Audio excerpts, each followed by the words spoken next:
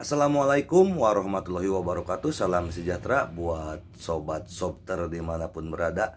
Semoga kita semua dalam keadaan sehat jasmani dan rohani, tidak kekurangan satu apapun. Amin ya robbal alamin. Bab 29-30. Dalam perjalanan kembali ke Xiao Mansion, Ye Guan tampak sangat serius. Tuan Ta, wanita itu sangat menakutkan. Tuan Ta berkata, ya. Ye Guan sedikit mengernyit, sedikit terkejut. Tidakkah kamu merasa menakutkan? Petik 2. Tuan Ta berkata, saya merasa tidak enak. Ye Guan ragu-ragu sejenak, dan kemudian berkata, Tuan Ta, menurut saya Anda sama sekali tidak takut pada wanita itu. Tuan Ta, apakah Anda menyembunyikan sesuatu dari saya? Jika demikian, kamu dapat memberitahuku. Aku memiliki toleransi yang kuat. Xiao Ta berkata setelah hening beberapa saat, tidak. Ye Guan tersenyum pahit, oke. Jika kamu tidak ingin mengatakannya sekarang, maka kamu dapat berbicara padaku nanti. Xiao Ta segera berkata. Tanda seru. Astaga. Anak ini sebenarnya bukan orang baik. 3 generasi keluarga yang masing-masing lebih pintar dari generasi sebelumnya. Sungguh memalukan bagi menara ini. Ye Guan tiba-tiba menghela nafas dengan suara rendah. Setelah saya datang ke sini, saya menemukan banyak orang yang sangat kuat. Saya benar-benar terlalu lemah. Saya masih harus bekerja keras. Xiao Ta berkata dengan cepat, ya. Kamu masih harus bekerja keras. Ye Guan sedikit bingung, mengapa dia membiarkanku pergi. Xiao Ta berkata, pasti menguntungkan. Ye Guan sedikit bingung, ini menguntungkan. Xiao Ta terdiam. Ye Guan terdiam dan tidak bertanya lagi, karena dia tahu Tuan Ta bertekad untuk memuaskannya, dan dia tidak bisa mendapatkan hasil apapun bahkan jika dia bertanya. Bagaimanapun, dia tidak terburu-buru, dia hanya perlu membujuk Tuan Ta perlahan. Meskipun Pak Ta tidak bisa diandalkan, Pak Ta punya bayi dan perlu dibujuk. Selain itu, dia mendapati bahwa Taye sangat banyak bicara dan selama dia menyanjungnya, dia akan memberinya bayi. Setelah beberapa saat, Ye Guan kembali ke halaman rumahnya dan dengan lembut membuka pintu. Namun, begitu dia mendorongnya hingga terbuka, dia tertegun. Ada seorang wanita duduk tidak jauh di depannya. Itu adalah Fei Banxing. Fei Banxing menatapnya dan tidak berkata apa-apa. Ekspresi Ye Guan membeku, dia ragu-ragu, lalu berkata, kami pergi ke ruangan yang salah. Setelah mengatakan itu, dia berbalik dan pergi. Fei Banxing tiba-tiba berkata, masuk. Ye Guan sakit kepala.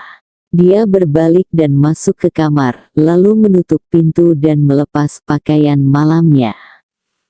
Fei Banxing memandang Ye Guan, apakah kamu akan membunuh Wei Tong? Ye Guan mengangguk. Ekspresi Fei Banxing tenang, tidak menunjukkan emosi atau kemarahan. Sepertinya apa yang saya katakan kepada Anda telah membuat Anda tuli.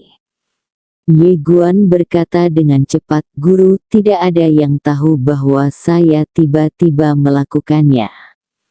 Dia menepukkan tangannya ke atas meja dan berkata dengan marah, tahukah kamu di mana tempat ini? Ini adalah dunia atas. Di sini, macan berjongkok, naga tersembunyi. Saya tidak tahu ada berapa banyak master. Jika orang lain mengetahuinya, kamu tahu betapa besar pengaruhnya terhadapmu. Apakah itu berbahaya? Ye Guan menundukkan kepalanya sedikit dan tidak berkata apa-apa. Fei Banxing menatap Ye Guan, ada orang di luar dunia, dan ada langit di luar dunia. Jangan berpikir bahwa hanya karena kamu seorang pendekar pedang, kamu dapat melakukan apapun yang kamu inginkan. Guru mengajariku bahwa aku tidak akan berani melakukannya lain kali. Mendengar ini, Fei Banxing tiba-tiba sakit kepala. Awalnya dia ingin marah, tetapi sekarang amarahnya sudah setengah hilang. Setelah hening beberapa saat, Fei Banxing bertanya, "Kamu tidak terluka, kan?"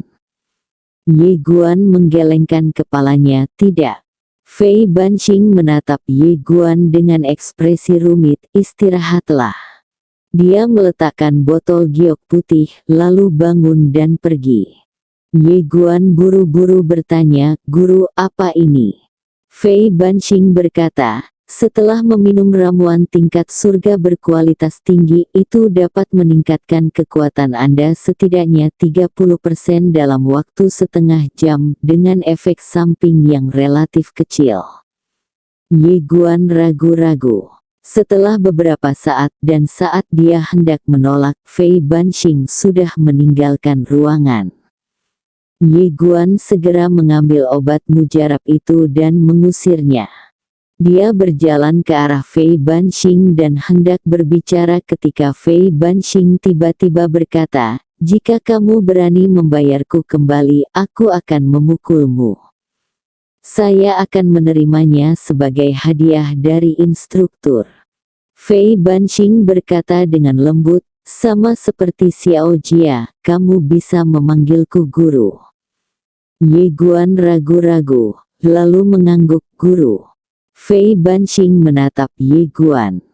"Bagaimana rasanya membunuh orang kuat di bidang kendali udara?" Ye Guan berkata dengan sungguh-sungguh, "Itu hanya kebetulan. Benar-benar sebuah kebetulan." Dia menyerang secara tiba-tiba, dan karena lawannya dalam kondisi seperti itu, jika itu adalah duel 1 lawan 1, dia tidak akan yakin. Orang kuat yang bisa melakukan perjalanan melalui ruang dan waktu masih sangat kuat. Fei Banxing berkata, "Jika Sekte Suantian mendatangimu besok, kamu akan mati dan tidak pernah mengakuinya, tahu?" Ye Jian mengangguk, "Saya mengerti." Fei Banxing melirik ke arah Ye Guan, "Kamu memberitahuku sebelumnya bahwa kamu mengerti, dan kemudian kamu berbalik dan berlari untuk membunuh orang. Jangan pernah berdebat dengan seorang wanita." Angguk saja kepalanya saat dia mengatakan sesuatu. Dengan cara ini, dia akan kehilangan kesabaran. Fei Banxing menggelengkan kepalanya sedikit, Kamu terlihat lembut dan pendiam di luar, tetapi di dalam kamu seperti serigala, tidak mau menderita kerugian apapun." Ye Guan tersenyum tipis, "Aku tidak menindas orang lain, tapi aku juga tidak akan membiarkan orang lain menindasku." Fei Banxing memandang Ye Guan, "Mengapa kamu mengambil tindakan untukku sebelumnya? Menghinamu tidak?" Setelah Fei Banxing terdiam beberapa saat, dia berkata dengan lembut, "Selamat istirahat, kita harus berurusan dengan Sekte Suantian besok." Ye Guan mengangguk, "Oke." Setelah Fei Banxing pergi, Ye Guan kembali ke kamarnya dan berbaring di tempat tidur akhirnya. Matanya perlahan tertutup. "Tuan Tak, ketika saya baru saja membunuh Wei Tong, saya memperoleh pemahaman tertentu tentang keterampilan pedang itu." Petik 2. Setelah Guru Ta mengajarinya keterampilan pedang ini, dia jarang menggunakannya karena dia merasa belum sepenuhnya memahami inti dari keterampilan pedang binatang spiritual. Tapi saat dia membunuh seseorang barusan, dia mendapat wawasan. Xiao Ta berkata, "Wawasan apa?" Ye Guan berkata dengan sungguh-sungguh, "Membunuh. Apakah keterampilan pedang ini diciptakan untuk membunuh orang?" Xiao Ta berkata, "Katakan padaku apa yang kamu pikirkan." "Berpikir untuk membunuh Wei Tong. Pikiranku adalah dia harus mati. Jadi aku menemukan bahwa kekuatan dan kecepatan pedang terbangku sepertinya telah meningkat pesat. Xiao Ta terdiam. Ye Guan berkata lagi, jadi, menurutku jika kamu ingin melatih pedang ini untuk menentukan hidup dan mati, kamu tidak bisa mempraktikkannya. Kamu harus membunuh orang, dan kamu harus memiliki niat untuk membunuh. Terdiam beberapa saat, dia berkata, apakah ada hal lain? Ye Guan berkata, semakin niat membunuh, semakin kuat keterampilan pedang ini. Oleh karena itu, saya pribadi merasa bahwa saya tidak dapat melatih keterampilan pedang ini seperti yang lain keterampilan pedang. Saya hanya bisa melatih keterampilan pedang ini dengan membunuh orang. Xiao Ta berkata, ikuti saja pendapatmu. Ye Guan dengan cepat berkata, Tuan Ta, apakah saya benar? Xiao Ta berkata, kamu tidak perlu untuk peduli dengan pendapat orang lain. Ikuti saja kata hatimu sendiri. Ayo. Ye Guan mengangguk. Oke, keterampilan membunuh. Di menara kecil, suara misterius tiba-tiba terdengar. Pemahaman si kecil ini sungguh menakutkan. Menara kecil itu berkata, kita masih harus lebih berhati-hati dan jangan biarkan dia tersesat. Suatu malam berlalu, dan keesokan paginya, Sekte Xuantian memimpin sekelompok orang kuat ke rumah Xiao. Di depan Xiao Mansion, Tuan Song dan yang lainnya keluar.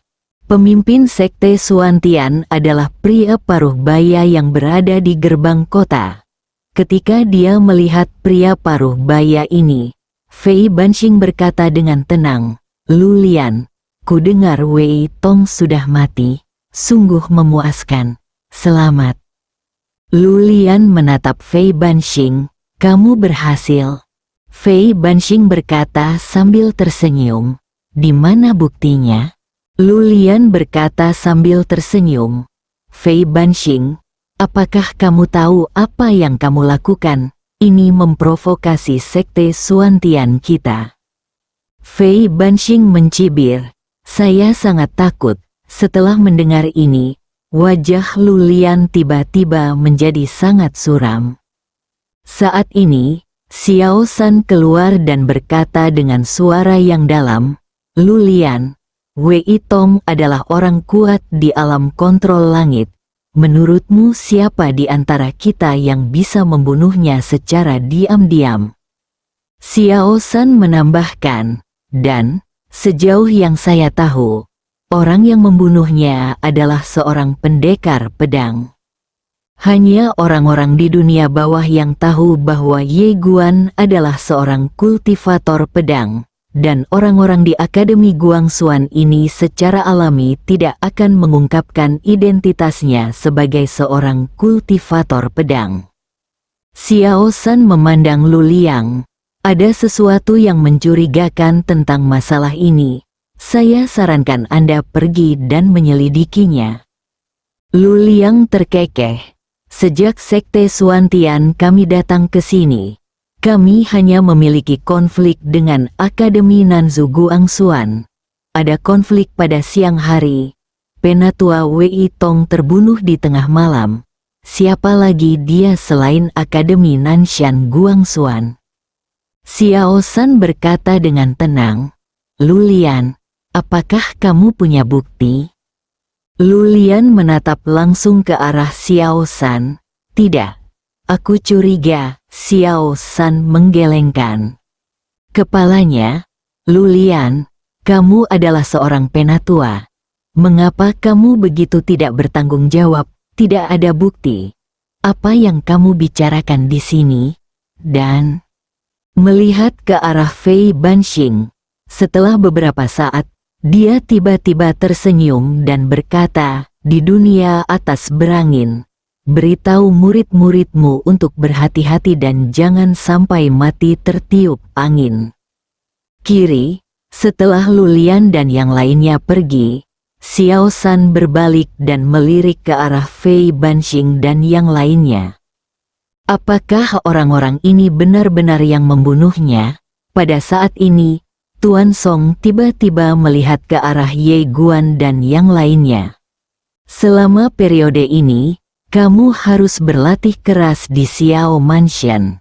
Jangan tinggalkan Xiao Mansion jika kamu tidak ada pekerjaan. Song Fu memandang Xiao San, saudara Xiao, aku benar-benar mengganggumu. Xiao San menggelengkan kepalanya, ini antara kamu dan aku. Song Fu berkata dengan sungguh-sungguh, sekarang kita hanya bisa menunggu ujian seni bela diri dalam 2 bulan. Xiao San mengangguk sedikit, selama periode ini, mereka bisa berlatih dengan baik di Xiao Mansion. Tidak apa-apa meninggalkan Xiao Mansion, tapi mereka tidak boleh meninggalkan kota. Karena tidak ada yang berani membunuh orang di siang hari bolong di kota. Jika mereka pergi keluar kota, maka tapi itu berbahaya. Tuan Song mengangguk, entah itu Xiao Ge, Ye Guan, atau Nalan Jia. Mereka semua adalah monster di antara monster. Sayang sekali jika mereka mati di sini. Setelah beberapa saat, Ye Guan datang ke perpustakaan klan Xiao. Dia masih sedikit asing dengan dunia atas ini, jadi dia memutuskan untuk mempelajarinya lebih lanjut. Setelah menontonnya sekitar 1 jam, dia mendapatkan pemahaman tentang kekuatan utama di dunia atas ini. Hanya ada 2 alam atas, utara dan selatan, dan di seluruh alam atas, Akademi Guangxuan adalah kekuatan terkuat, diikuti oleh 2 keluarga besar dan 3 sekte besar. 2 keluarga besar adalah keluarga Wang dan keluarga Zhao. Ini adalah 2 keluarga bangsawan besar di dunia atas. Mereka memiliki sejarah ribuan tahun dan memiliki dasar yang dalam. 3 sekte besar adalah sekte Xuantian, sekte Xingyun, dan sekte Yun. Di antara mereka, keluarga Yun Song dan Zhao berada di perbatasan utara, yang relatif misterius. Selain itu, ada kekuatan lain, yaitu Paviliun Xiambao. Paviliun Xiambao ini biasanya tidak berpartisipasi dalam pertempuran antar kekuatan manapun, tetapi tidak ada kekuatan yang berani menyinggung mereka. Ini adalah kekuatan yang sangat kaya. Bahkan Akademi Guangxuan harus memberikan wajah Paviliun Xiambao. Tidak hanya di alam atas ini, tetapi bahkan di alam semesta Guangxuan, Akademi Guangxuan harus memberikan wajah Paviliun Xiambao. Karena ketika Akademi Guangxuan didirikan, tanpa dukungan finansial dari Paviliun Xiambao, Akademi Guangxuan mungkin tidak akan dapat selesai. Terlebih lagi, hubungan antara Master Paviliun Xiambao dan Master Pedang Manusia dari Akademi Guangxuan sungguh luar biasa. Kali ini, ada 360 negara bagian yang datang untuk mengikuti tes seni bela diri, dan di antara 360 negara bagian ini, ada 2 negara bagian yang lebih kuat dari wilayah atas ini. Kedua negara bagian ini adalah Qingzhou dan Yunzhou. Di antara mereka, Qingzhou adalah yang terkuat. Karena ini adalah tempat kelahiran ahli pedang manusia, tempat ini menerima banyak dukungan sumber daya dari Akademi Guangxuan. Rumor mengatakan bahwa Akademi Guangxuan hampir didirikan di Qingzhou, B. Dan Yunzhou ini juga tidak sederhana. Yunzhou ini juga memiliki orang-orang luar biasa dan orang-orang jenius yang tak terhitung jumlahnya telah muncul di masa lalu. Sangat disayangkan bahwa dalam ratusan tahun terakhir, Yunzhou selalu dikalahkan oleh Qingzhou. Setiap kali Qingzhou mengikuti tes seni bela diri, mereka begitu kuat sehingga membuat negara lain putus asa. Saat Ye Guan keluar dari perpustakaan, hari sudah malam. Malam ini, bulan purnama tergantung di langit berbintang, dan ada banyak sekali bintang. Saat ini, Nalanja tiba-tiba datang dari samping. Malam ini Nalanja mengenakan gaun ungu, rambut panjang tergerai, berjalan pelan, temperamennya tenang dan anggun, serta kecantikannya yang memabukkan. Nalanja menghampiri Ye Guan dan tersenyum kecil. Mau berbelanja? Malam ini adalah festival Lentera. Setahun sekali, kota ini sangat ramai. Ye Guan berkedip. Festival Sang Yuan? Ya, ketika seorang wanita cantik membuat janji, dia tentu saja tidak akan menolak. Ye Guan tersenyum dan berkata, "Ayo pergi." Nalanja berkata sambil tersenyum, "Ayo pergi." Setelah keduanya meninggalkan rumah Xiao, mereka berjalan menuju pusat kota. Malam ini, rumah-rumah di sekitarnya ditutupi dengan lentera merah, dan orang-orang datang dan pergi di kedua sisi jalan, begitu ramai. Dari waktu ke waktu, kembang api melesat ke langit di seluruh kota, sungguh indah sekali.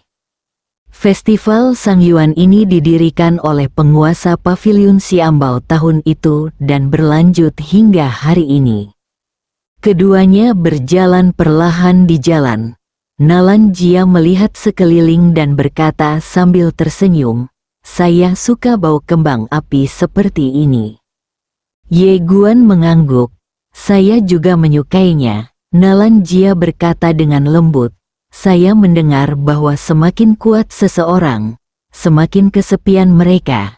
Aku tidak ingin jalanku menuju seni bela diri menjadi sepi." Ye Guan menoleh ke arah Nalan.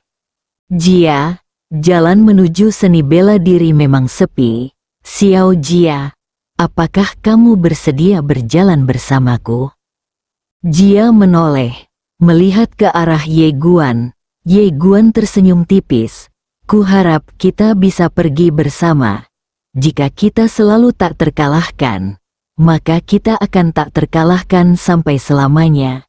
Jika tidak, mari kita duduk bersama dan bertemu di waktu berikutnya. Hidup? Oke, mari kita bertemu di kehidupan selanjutnya." Nalanja sedikit linglung. Setelah beberapa saat, dia terkekeh. "Apakah kamu mencintaiku?" Ye Guan bertanya.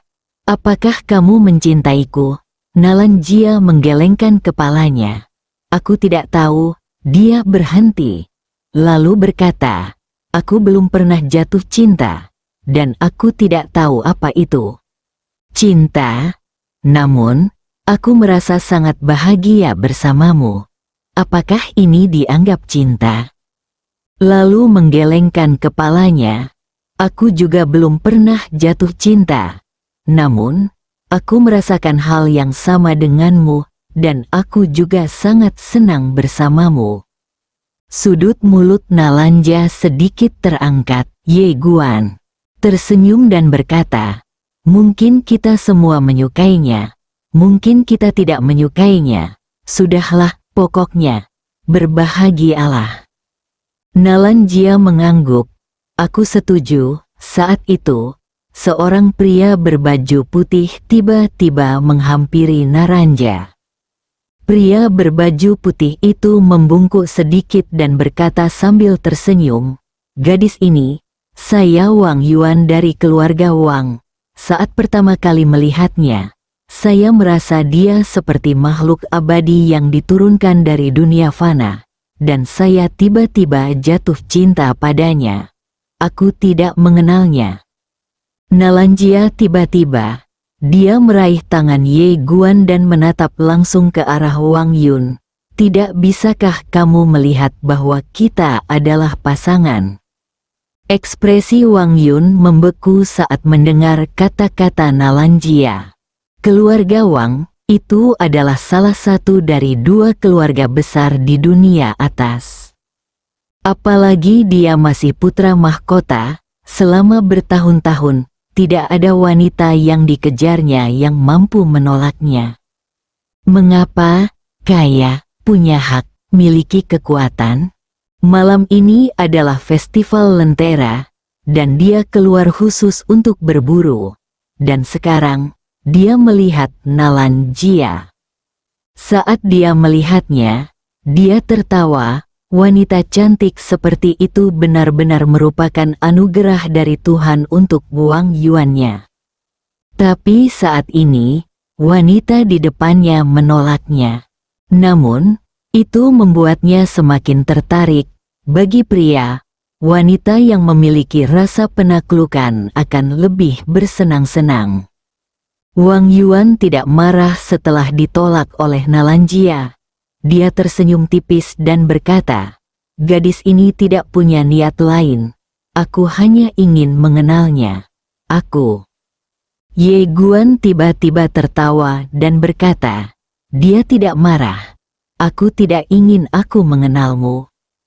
Wang Yuan menoleh ke arah Ye Guan dan berkata sambil tersenyum, "Kamu menyebut tuan muda ini apa?" Sebagai putra dari keluarga bangsawan, dia secara alami tidak akan membuat musuh tanpa berpikir. Karena begitu dia memprovokasi seseorang yang tidak boleh dia provokasi, dia tidak hanya akan menderita, tetapi dia juga dapat membawa bencana bagi keluarga Wang.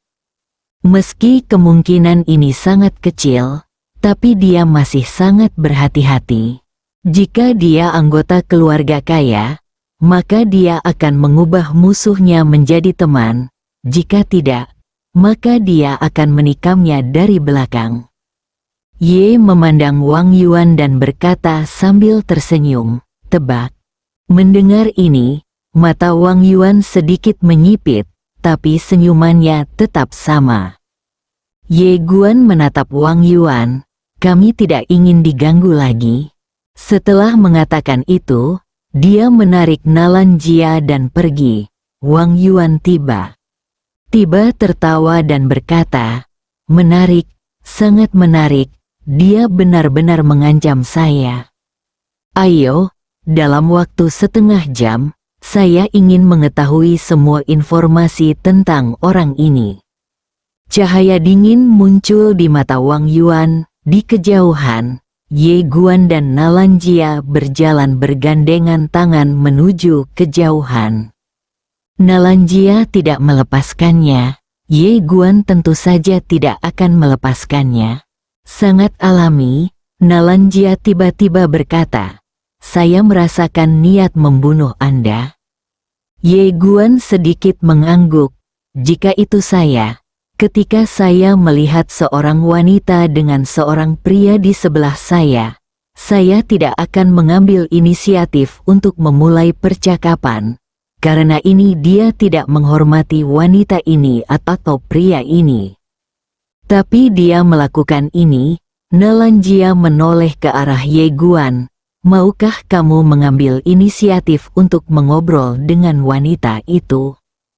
Ye Guan berpikir sejenak dan kemudian berkata, "Mungkin tidak." Nalanjia sangat tertarik. "Kenapa?" Ye Guan berkata dengan tenang, "Bekerja keras dan hasilkan lebih banyak uang, dan seorang wanita akan datang untuk mengobrol denganmu." Nalanjia tertegun, lalu berkata, "Itu benar masuk akal." Saat dia mengatakan itu, keduanya saling memandang dan tersenyum. Ye Guan tiba-tiba berkata, "Menurutku dia tidak akan menyerah." Nalanjia tersenyum dan berkata, "Menurutku juga begitu." Ye Guan memandang Nalanjia, "Bagaimana menurutmu? Pikir ingin pergi berbelanja keluar kota bersamaku?" Ye Guan berkata sambil tersenyum, "Tentu saja." Saat dia mengatakan itu, mereka berdua berjalan menuju luar kota. Dan keduanya berpegangan tangan sepanjang waktu, sepertinya keduanya sudah melupakannya. Pada saat ini, Ye Guan tiba-tiba berhenti. dia menarik Nalanjia ke pedagang kecil. Dia mengeluarkan batu kecubung dan menyerahkannya kepada bosnya, lalu mengambil jepit rambut kupu-kupu. Bos melihat batu kecubung di tangannya dan tersenyum lebar. Dia benar-benar menghasilkan banyak uang. Ye Guan menoleh untuk melihat ke arah Nalanjia dan berkata sambil tersenyum, "Aku akan membantumu memakainya." Nalanjia berkedip, "Tidakkah kamu bertanya padaku apakah aku menyukainya?" Ye Guan menyeringai, "Ini milikku, pertama kali memberikan ini kepada seorang gadis. Aku tidak punya pengalaman dalam menumbuhkan sesuatu. Nah, apakah kamu menyukainya?" Nalanjia tersenyum manis, "Pakai ini untukku." Ye Guan mengangguk, dan dia mendekati Nalanjia. Saat ini, keduanya sangat dekat, masing-masing bisa mencium bau napas satu sama lain. Ye Guan dengan lembut memasukkan jepit rambut ke rambut Nalanjia. Tapi ada yang tidak beres, tidak peduli bagaimana penampilannya. Nalanjia tersenyum dan berkata, "Itu dia." Ye Guan ragu-ragu sejenak, lalu berkata, "Oke." Setelah itu, keduanya berpegangan tangan dan berjalan keluar kota. Segera, mereka berdua tiba di luar kota. Di luar kota sangat sepi. Pada saat ini, serangkaian suara terengah-engah tiba-tiba datang dari dalam rerumputan di dekatnya. Itu suara wanita. Suara wanita ini sedikit mendesak, sedikit terengah-engah, dan sedikit bersemangat. Dia juga mengatakan omong kosong, "Ya, tidak, ya, tidak di sana. Saya tidak tahu apakah saya menginginkannya atau tidak." Ye Guan dan Nalanjia terdiam. Suasana ini tiba-tiba menjadi tidak pantas. Ye Guan tiba-tiba berkata, "Ayo ke samping." Saat dia mengatakan itu, dia menarik Nalanjia dan berjalan ke kanan. Setelah episode kecil tadi, keduanya menjadi sedikit terdiam. Kamu memandang Nalanjia. Di bawah sinar bulan, Nalanjia benar-benar cantik, anggun dan halus, sangat cantik. Ye Guan berbisik, "Xiao Jia, kamu sangat cantik." Nalanjia berkedip, "Ada begitu banyak wanita cantik di dunia, Bi." Ye Guan terkekeh, "Kecantikan mereka paling banyak di mataku. Kecantikanmu ada di hatiku." Nalanjia berkata dengan ekspresi malu-malu, "Jangan ucapkan kata-kata cinta seperti ini lagi 10 kali. Xiao Ta." Ye Guan tersenyum, tertawa, dia memegang tangan Nalanjia dengan erat. Pada saat ini, dua langkah kaki tiba-tiba datang dari belakang mereka berdua. Orang yang datang tidak lain adalah Wang Yuan, dan di belakangnya, ada seorang lelaki tua. Wang Yuan memandang kedua orang itu dan tersenyum tipis, "Menarik. Kamu sengaja memancing kami keluar." Ye Guan dan Nalanjia menoleh untuk melihat Wang Yuan. Nalanjia menatap Wang Yuan. "Apakah menurutmu kamu sangat anggun, pian-pian?" Wang Yuan menyipitkan matanya dan berkata sambil tersenyum, "Nak, aku hanya ingin mengenalmu, tidak ada yang lain." Nalanjia menggelengkan kepalanya, "Aku tidak ingin mengenalmu." Wang Yuan tertawa, "Tapi aku hanya ingin, aku mengenalmu." Saat dia berbicara, dia tiba-tiba melihat ke samping Ye Guan. "Awalnya aku mengira kamu berasal dari keluarga kaya, tapi aku tidak menyangka kamu berasal dari Nanzhou, TSK. Harus kukatakan, aku masih sedikit mengagumimu, karena kamu berani mengancamku. Kamu benar-benar berani." Kamu melirik Wang Yuan dan tidak berkata apa-apa, karena dia tidak perlu bicara dengannya. Orang mati, senyuman Wang Yuan. berangsur-angsur menjadi lebih dingin. Pernahkah Anda memikirkan bagaimana Anda ingin mati? Pada saat ini, lelaki tua di belakang Wang Yuan tiba-tiba berkata dengan suara yang dalam, "Tuan." Keduanya tidak sederhana. Dan hendak berbicara. Pada saat ini, tangan kanan Nalanjia tiba-tiba terulur ke depan. Saat berikutnya, ruang dan waktu di depan Wang Yuan terbelah, dan kemudian, sebuah tangan langsung mencengkeram tenggorokan Wang Yuan. Ekspresi Wang Yuan dan lelaki tua itu berubah drastis. Ye Guan juga tercengang, alam kendali langit. Dia tidak menyangka Nalanjia akan mencapai alam kontrol langit. Ini sungguh keterlaluan. Nalanjia menatap Wang Yuan yang ketakutan, dengan kilatan rasa jijik di matanya. Dibandingkan dengan Xiao Guanku, kamu jauh tertinggal. Saat dia mengatakan itu, dia mengerahkan kekuatan dengan tangan kanannya. Klik, kepala Wang Yuan dipenggal dengan paksa, dan darah berceceran. Pada saat ini, lelaki tua di samping itu sadar, berbalik dan lari, dan saat berikutnya, waktu dan ruang di depannya tiba-tiba terbelah, dan sebuah tangan langsung mengenai tenggorokannya. Ledakan, ekspresi lelaki tua itu membeku, lalu dia langsung jatuh. Nalanjia membuka telapak tangannya, dan kedua cincin itu terbang langsung ke tangannya. Dia melihatnya, lalu mengeluarkan 1000 kristal emas dan menyerahkannya kepada Ye Guan, setengahnya untuk setiap orang. Berkata, "Xiao Jia, apakah kamu berada di alam kontrol langit?" Nalanjia tersenyum dan berkata, "Terkejut, Ye." Guan mengangguk, "Terkejut?" Nalanjia berkata sambil tersenyum, "Terima kasih untuk ini."